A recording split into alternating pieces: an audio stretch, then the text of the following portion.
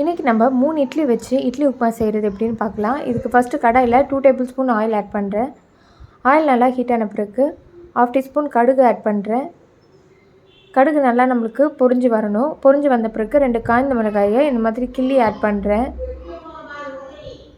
காய்ந்த மிளகாய் கொஞ்சம் வறுபட்ட பிறகு 1/2 டேபிள் ஸ்பூன் உளுத்தம் பருப்பு, 1/2 டேபிள் ஸ்பூன் கடலைப்பருப்பு ஆட் பண்ணுறேன். ரெண்டும் நல்லா நமக்கு வறுபட்டு வரணும். வறுபட்டு வந்த பிறகு ஒரு பெரிய வெங்காயத்தை ஆட் பண்ணியிருக்கேன். நல்லா ஃபைனாக சாப் பண்ணி கருவேப்பிலை ஆட் பண்ணியிருக்கேன். ஆட் பண்ணி கலர் கொஞ்சம் சேஞ்ச் ஆகிற வரைக்கும் நல்லா எண்ணெயிலே வதக்கணும். வெங்காயம் கலர் கொஞ்சம் டர்ன் ஆன பிறகு 1/2 டீஸ்பூன் மஞ்சள் தூள் ஆட் பண்ணியிருக்கேன். கொஞ்சமாக சால்ட் ஆட் பண்ணணும், ஏன்னா ஆல்ரெடி இட்லியில் உப்பு இருக்குது நமக்கு. ஆட் பண்ணிவிட்டு நல்லா மிக்ஸ் பண்ணணும். நல்லா மிக்ஸ் பண்ணிவிட்டு நல்லா பிசைஞ்சு வச்சுருக்க 3 இட்லி ஆட் பண்ணுறேன். நல்லா தூளாக பிசைஞ்சு வச்சுருக்கணும்.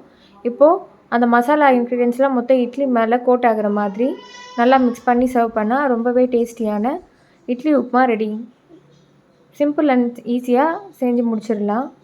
இந்த மாதிரி இன்னும் நிறைய ரெசிபி வீடியோ பார்க்க நம்ம சேனல் விஷ்ணுமதி ப்ளாகை சப்ஸ்கிரைப் பண்ணுங்கள்.